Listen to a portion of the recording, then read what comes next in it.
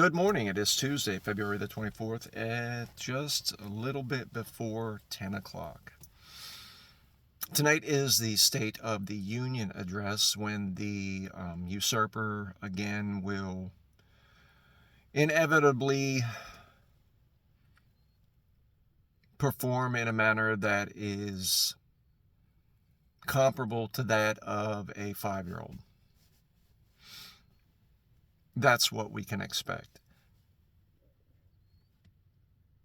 And from the supposed opposition party, what we can expect is going to be further confirmation of their complete lack of spine,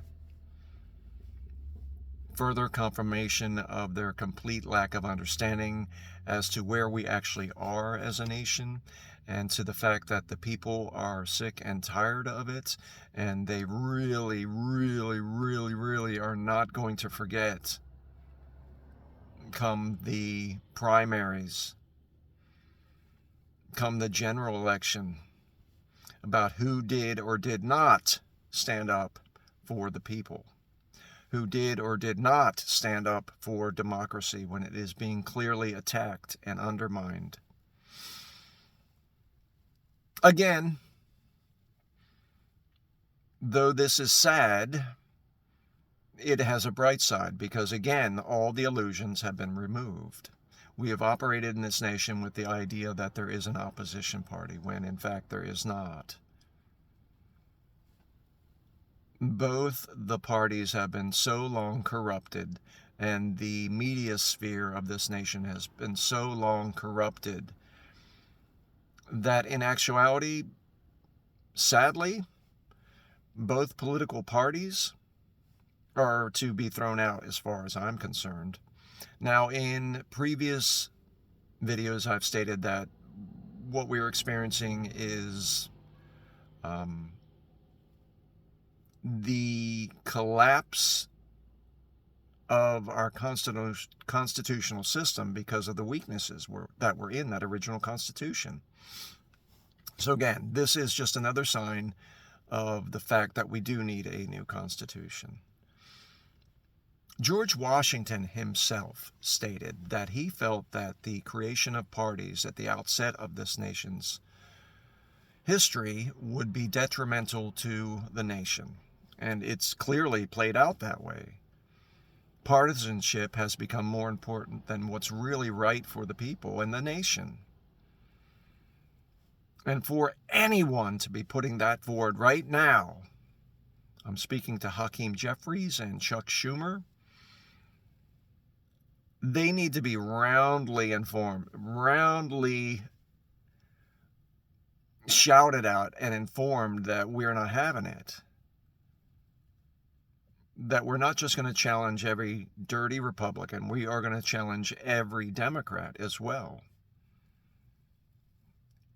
And increasingly, it would be good if we could see more and more people run as independents, if that is something they can do in their individual state. Because in many states, the primary process is a process run by the parties. It isn't an open primary for individuals. It is a party primary.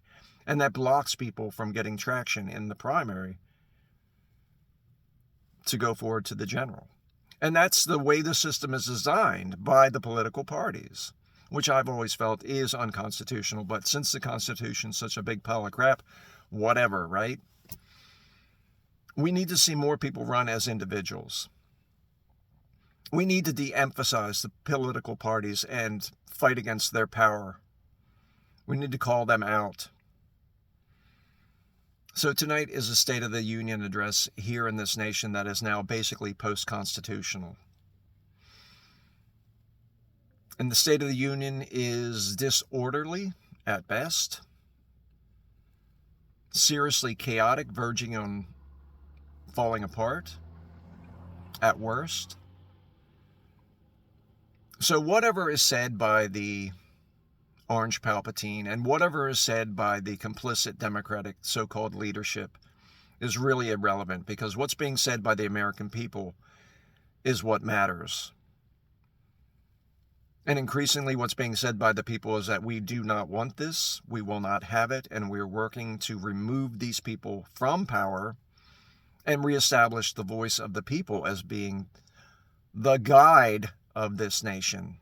Since very clearly no one else is doing it, and no one's coming to save us.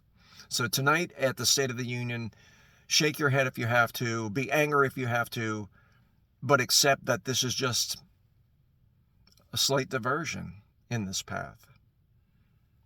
A slight diversion keeping the so-called norms going by having this State of the Union, when in fact there is no need for it. It is theater at this point. There is no need for it because the people know the State of the Union. They can feel it when we go to the supermarket. We know what the State of the Union is. We can feel it when we go to our places of employment if we are employed right now, because we know what the State of the Union is.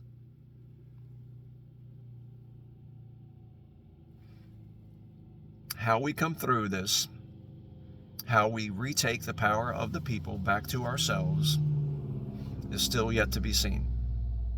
What we do know is we won't get there by simply observing the age-old traditions that have existed in this nation, because those traditions have brought us to where we are.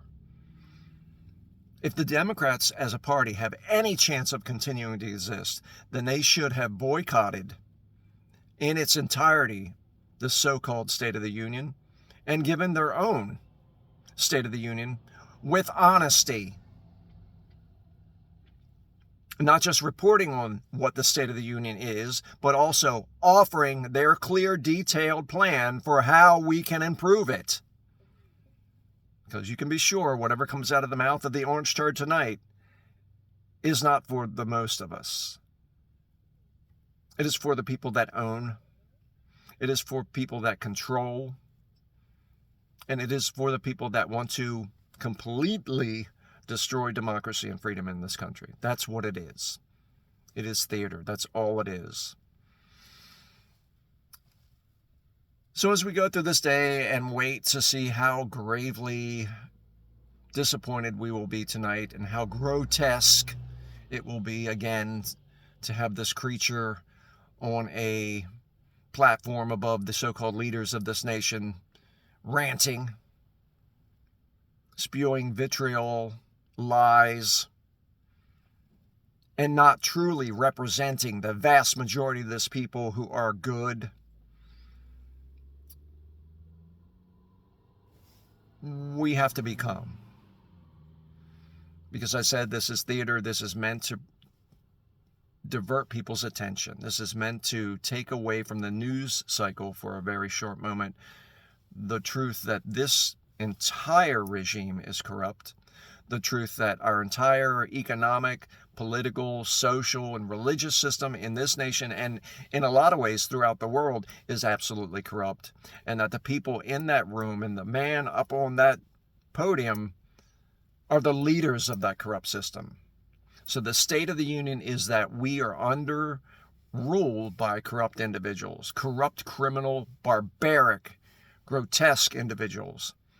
And the State of the Union is that has actually been the State of the Union for all of our lives.